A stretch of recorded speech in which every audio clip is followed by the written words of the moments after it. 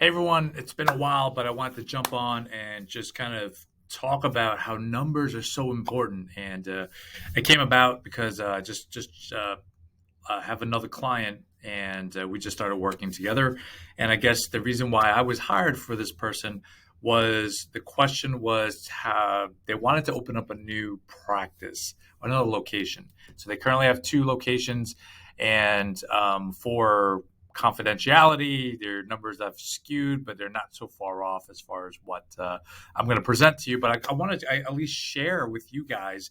In order to run your business and really remove yourself, you really need to know your numbers, or at least fall in love with your numbers. I think sometimes, at least when I was starting, numbers were scary. Numbers were just looking into my checkings account. Numbers were also too much reality. So um, I want to hopefully share this with you guys. If you're in that transition of trying to remove yourself or really get a grip of your practice, how to fall in love with your numbers. And hopefully, you guys can take at least the big picture here and not scrutinize maybe all the numbers, because I want to at least share with you a tip. If you are starting to use numbers, then definitely go deeper. Be okay with sharing it with your team. Now, you can always hide, obviously, numbers that you're uncomfortable sharing.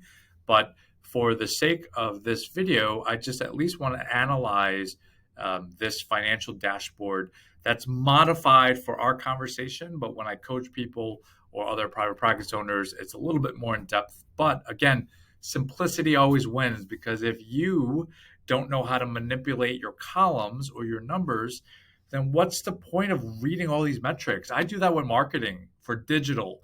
I know my digital team, when I get my stats, I'm like, I don't know what all this means. I don't know what their definition conversions are. So, be simple with your stats, or allow yourself to be simple with the stats at first.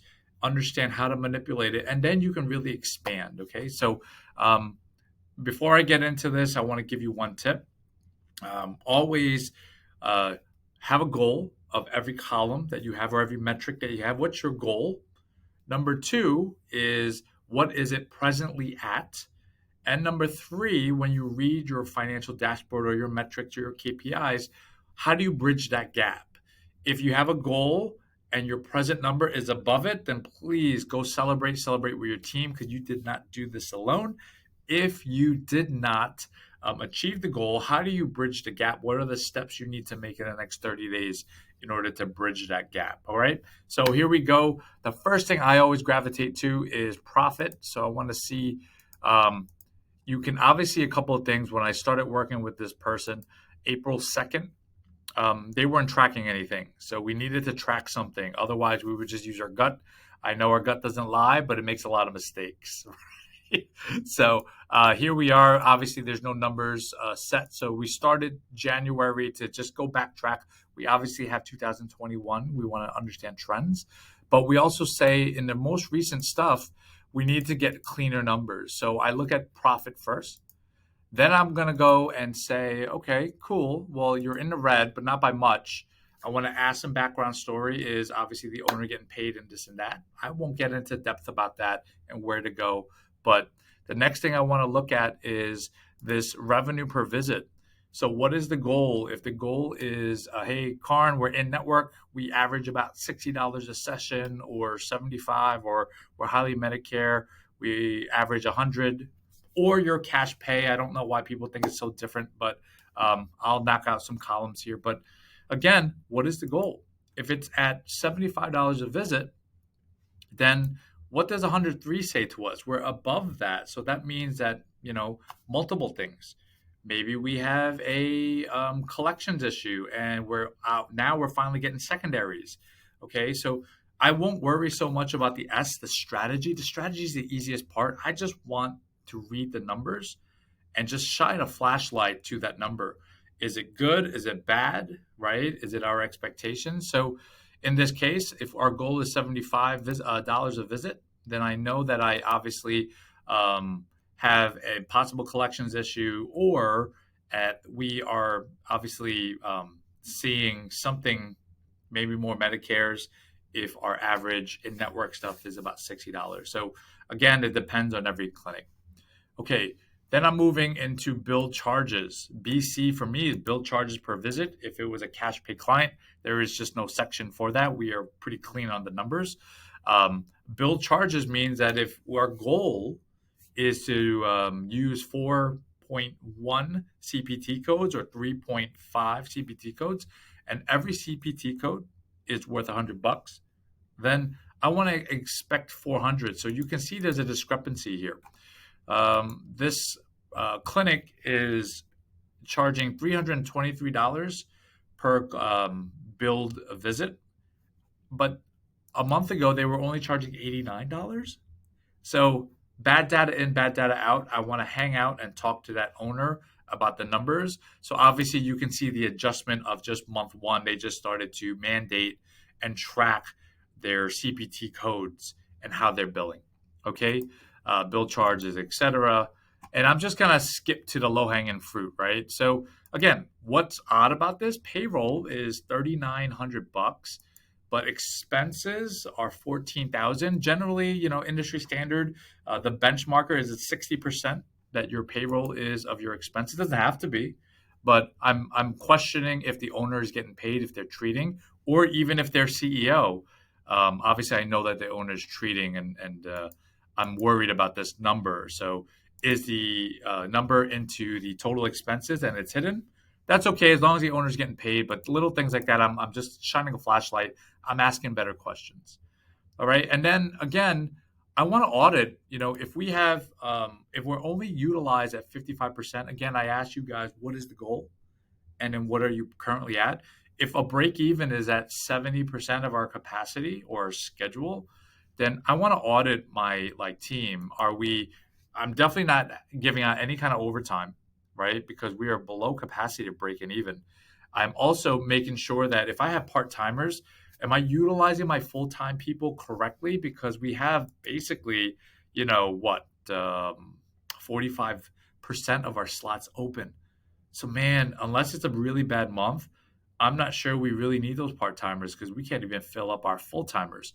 If the owner's working, I want to suggest that they start minusing some days so that their staff that they're paying for can get filled first before they fill their schedule. Okay. So again, little things, don't take the specific advice. I just want to give you firm examples. And then we're going into cancellations. Oh boy, oh baby. This is just low hanging fruit, man. That's money, right?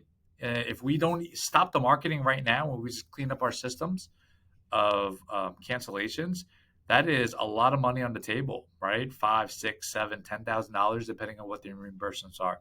I won't go through the math, but again, for this example, man, I want to see how do we cut that. Obviously, industry standard, I believe, is 12. In my office, it's 6%. People only know what their goals are. So I want to flash a light on this and talk about some suggestions. Some suggestion is definitely speaking to the CD, the clinical director, and office manager. What do they think? I already have a solution, which is I want to hear that conversation with the clinician. When someone cancels, do they confront that person? Do they continue care? Because sometimes you just need to discharge people. Sometimes you also know that word of mouth happens from results. If you're not getting your current clients' results, then sometimes that word of mouth really dies down. So I want to really audit this. First, it's the clinical team, right? I want to have them have a conversation. Do they get buy-in from their clients? Are they still doing the same fluff? That's why the client is not getting better, and that's why they feel like they can cancel. Number two, the front end desks, what are they doing? Are they calling the night before? Are they using technology like text reminders? Or also, are they charging their cancellation fees? Are they forward scheduling? So making sure things like that get nudged so you can make money without spending more money. We always think it's marketing, but if we can kind of clean up what we have, there is so much money here, revenue that is there, okay? I won't go into Clinic 2, but you guys get the hint of it. Here we go. Same thing. They finally hit a profit over here. Obviously, when I jumped on with them in May, they weren't tracking anything, but for the exercise of this, I allowed them to kind of get that going. So you'll kind of see the same stuff here. I won't beat a dead horse. So let me go back to Clinic 1. So So hopefully some key takeaways. Number one is definitely, when are you looking at your financial dashboard, right? Is it too complex that you can't manipulate it? Number two is your team, at least your managers, are they having their own scorecard, metrics, KPIs, whatever fancy word you want to use, right? So I think that's the benefit of maybe what individual coaching does. It actually makes you accountable. Again, this is not rocket science. It's all about us being accountable for our actions and making sure that we know how to manipulate it, and looking at our numbers not in the past but also in the present, because we can't manipulate anything in the past, right? So I hope this allows you guys to at least just kind of get a brief insight. If you are using metrics, you know this is how we kind of analyze it, or at least for a very, very small portion of it. If you're not using metrics, please start by just kind of using any kind of basic metrics. You can kind of find that out. You can set up a strategy call with myself. You can go to PPS. There's so many things out there resource wise. But regardless, have yourself use it, have your team use it, and make sure that you're reviewing it monthly. I do this first week because of the month, because we have the numbers in and collected, and that's when we have our team meetings as well too, generally that first Wednesday of the month, so everyone has their numbers. So hope that video helped, and please comment if it does. If it does not, like I said, I want to get back on track. Just opening up these new clinics has taken my time, but again, passion of helping up other private practice owners get out of their own way, grow, and making sure that they are not the bottleneck is the game. I'll talk to you guys soon.